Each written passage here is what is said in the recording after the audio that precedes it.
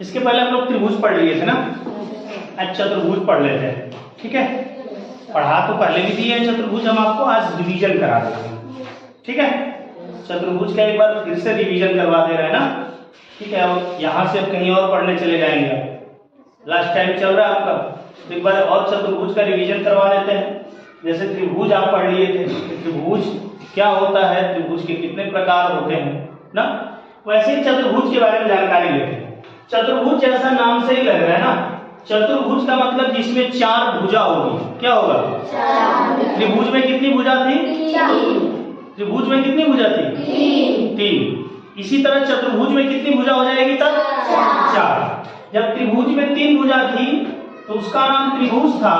अब चतुर्भुज में 4 भुजा होगी। कितनी भुजा?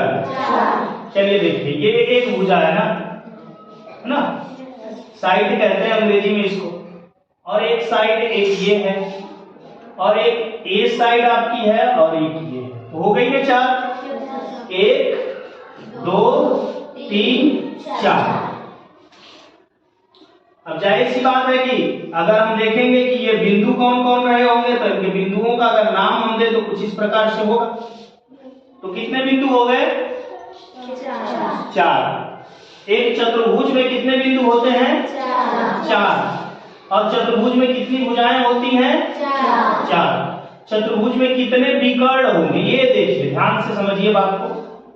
अभी तो आपको बिंदु समझ में आ रहा है कि ए बी सी और डी ये क्या है, चतुर्भुज के ये बिंदु है ना, ये कोने। आपको ये भी समझ में आया होगा कि ए बी भुजा, फिर कौन सी भुजा? बी सी, फिर सी डी, फिर डी ए। ये भी समझ में आया कि 4 भुजाएं हो गई, A B B C C D D A. Clear है? अब देखिए, जो त्रिभुज का ये वाला कोना इस वाले कोण से मिला देना, ये वाला ना, इसको तो हम क्या कहते हैं? भुजा कहते हैं। क्या कहते हैं? भुजा ना। और ये जो इस कोने से इस कोने को मिला दे, या इस कोने से इस कोने को मिला दे, तो इस रचना को हम लोग कहते हैं विकर्ण। क्या कहते हैं? विकर्ण कहते हैं। क्या कहते हैं? विकर्ण कहते हैं। समझ रहे हैं? तो त्रिभुज में कितने विकर्ण हो गए बताइए? कहां 4 देख रहे हैं हम? अरे भाई, एक ये हो गया और एक ये हो गया, 2 ही तो है, 4 कहां से नजर आ रहा है? गलत देख रहे हैं आप। पहले भी आपको बताया, इतना जल्दी भूल जाते हैं। एक कोना इस कोने से मिला तो एक विकर्ण बन गया ना, और एक कोना इस कोने से मिल गया तो एक विकर्ण और बन गया। तो क्या विकर्ण हो गए? 2 विकर्ण। एक चतुर्भुज में 4 बिंदु आपके दिख रहे हैं, 4 भुजाएं दिख रही हैं, और 2 विकर्ण दिख रहे हैं। ठीक है, इसके अलावा आप देखेंगे यहाँ पर जब ये चतुर्भुज पूरा था, तो ये इसके कोने पर ये क्या बन रहा है? कोण बन रहा है। तो चतुर्भुज में कितने कोण बन रहे हैं? 4 कोण बन रहे हैं। चतुर्भुज में कोण कितने? 4। अगर इसका नाम कहें तो कोण ए हो जाएगा, कोण बी हो जाएगा, कोण सी हो जाएगा, और कोण डी हो जाएगा। और ये विकर्ण इसके हो जाएंगे। अब ये आपके क्या थे? बिंदु हैं, इनके कोने कह सकते हैं, और इसको हम भुजा कह सकते हैं, और ये हमारा कोण है कि नहीं? और इसके बाद हमने क्या देख लिया? विकर्ण देख लिया। विकर्ण हमारा कौन कौन नाम रखेंगे? तो ए सी, क्या नाम होगा? ए सी, और बी डी, बी डी। ये 2 विकर्ण हमारे। समझ पाया? एक त्रिभुज में कितनी बिंदु हो गए? 4। त्रिभुज में कितनी भुजा हो गई? 4। त्रिभुज में कितने विकर्ण हो गए? 2। त्रिभुज में कितने कोण हो गए? 4। क्लियर है? कोई दिक्कत नहीं होनी चाहिए आपको। अच्छा, एक बार और, ये जो आपके चारों कोण दिख रहे हैं यहाँ पे, जैसे त्रिभुज में हमारे कितने कोण थे? 3। तो तीनों कोणों का योग कितना था त्रिभुज में? 180। उसी प्रकार से जो हमारे चारों कोण हैं, कोण ए धन कोण बी धन कोण सी धन कोण डी, इनका अगर योग करेंगे तो ये योग जानते हैं कितना आएगा? 360।